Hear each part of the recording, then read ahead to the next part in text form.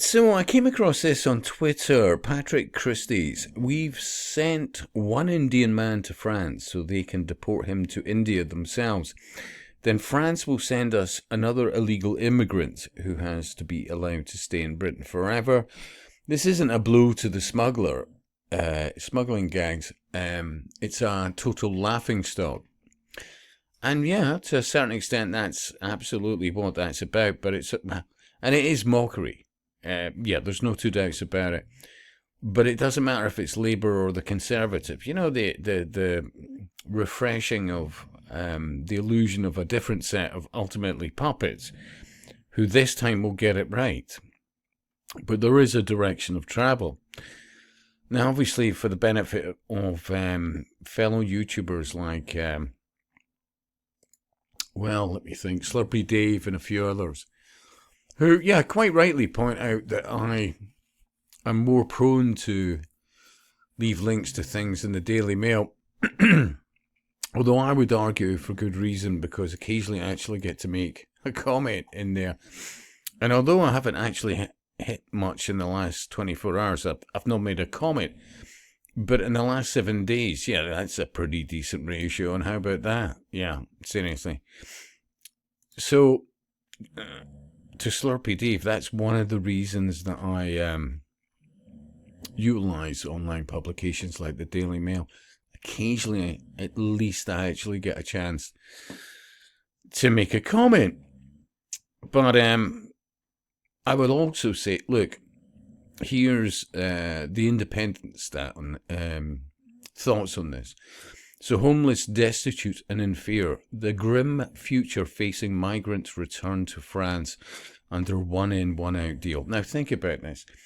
This is not reducing the amount of illegal immigrants that we have and other immigrants who are, they're just not cutting the mustard.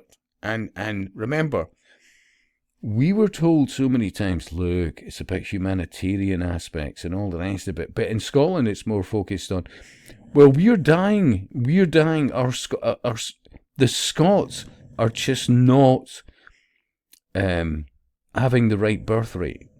And so the only solution to this is to get people from third world nations to do the jobs that we would normally do.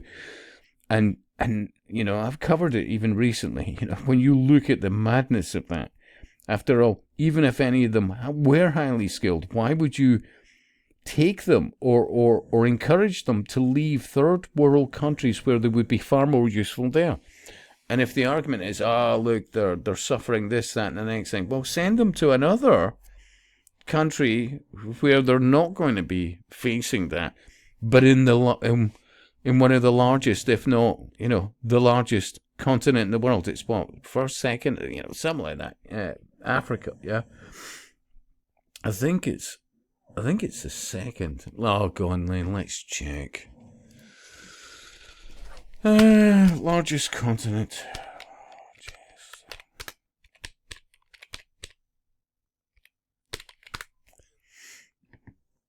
Seven largest continents by...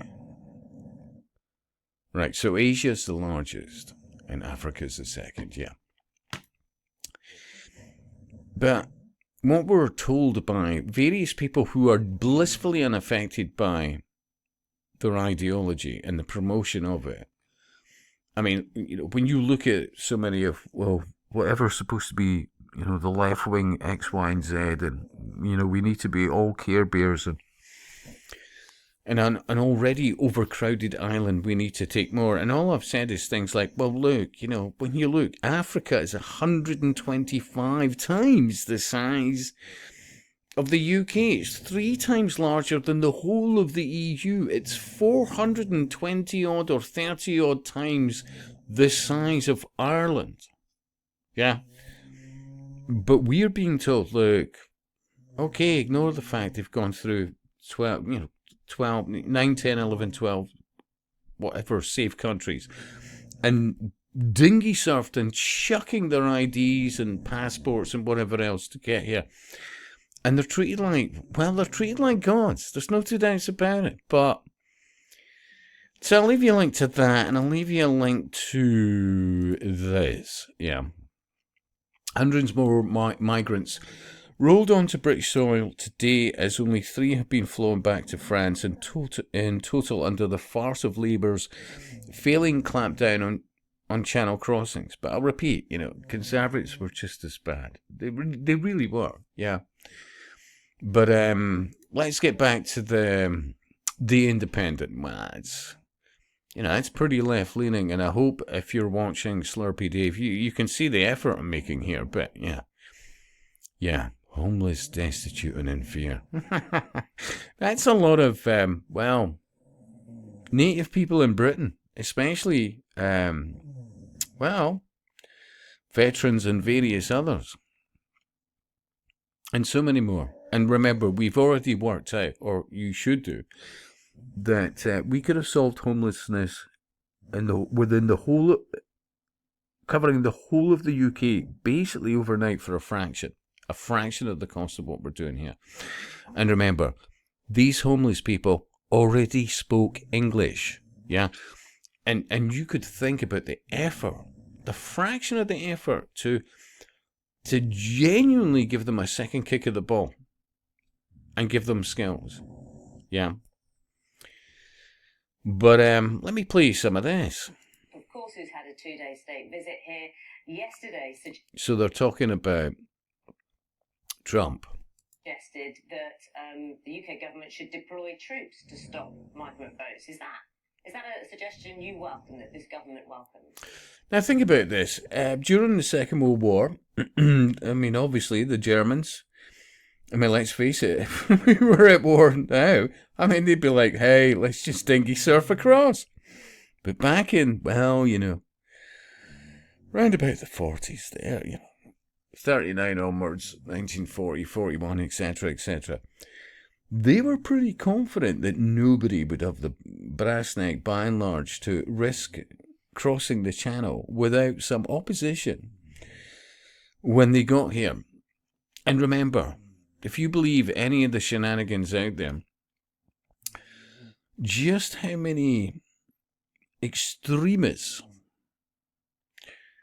have, under the guise of X, Y, and Z, have we allowed into this country, or the UK as a whole? Yeah, none of it is rocket science. Absolutely none of it. But it all ties into so many things, not least of which is, let me play you under fair use this. For years, smuggling gangs have run illegal and deadly small boat channel crossings. Their pitch to migrants was the false promise that if you cross our border illegally, you can stay here. Today, we have dealt a blow to those gangs. In August, the government struck a historic agreement with the French government. Now, 8 weeks later, the first forced removals of small boat migrants are underway. In return, we will soon accept the first legal migrants into this country, following strict security. So, was Patrick wrong about what he said here? So, we've sent one Indian man to France so they can deport him to India themselves. Then France will send us another illegal immigrant who has to be allowed to stay in Britain forever. Seriously. And it's what she goes on to say here, this individual. Security and eligibility checks. Yeah, security and eligibility checks. Now think about this. We've all seen the videos of them tearing, mocking, laughing, tearing up passports, any kind of identification, all the rest of it, and yet they're still willingly embraced and accepted and sent to hotels and, prioritized. But it's that problem reaction solution, because remember, this ties into the digital ID, because otherwise, if, for example, if it was specifically focused on just them, well, obviously this is wrong, this is marginalising, this is X, Y, and Z. We're all in this together. And it will at some stage go to the chip under the skin, which goes back to them, all these images of them chucking, laughing with, gay abandon. They're getting rid of any kind of identification, anything that actually identifies who they are at all. But the chip under the skin, well, that changes things completely. And people could say, look, they could cut it out. And, I've seen all the sci-fi movies. But remember, that's why you've got all the biometrics shenanigans as the backup and the, facial recognition software, hugely vast and fast processing power that quite literally millions of photos go through per second. I mean, it's something insane. But that's the backup. If anybody's not got a chip, well, that's the backup. Who is this individual? The facial recognition, the biometrics, focuses at that point on more so on the individual that doesn't have the chip. But it's a blend of both. But it is about biblical. They have to take the mark of the beast. We all apparently have to take the mark of the beast in this beast system, this occult New World Order. So, problem, reaction, solution. You bring in or encourage in people who have a very different attitude to life, and civility and interactions and morals and all the rest of it. And you make host countries so unsafe and people feeling so unsafe that they're willing to accept the unacceptable, which will be the digital ID, the cashless society, the biometric X, Y, and Z. But absolutely about the chip under the skin. And because remember, they've really put so many roadblocks in front of you of late.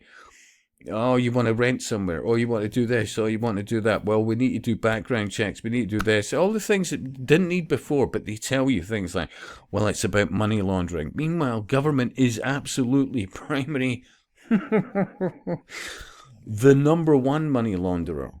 Yeah, government and big business and all the rest of it, fronted by puppet righteousness. But seriously, they are deliberately destabilizing our countries and will continue to do so and get people to accept things that otherwise they wouldn't and certainly shouldn't. Yeah. Anyway, I hope I'm making some sense here, but and as I said, I'll leave you links to those things I showed you, but yeah. It is all by design. Absolutely. And I'll speak to you soon.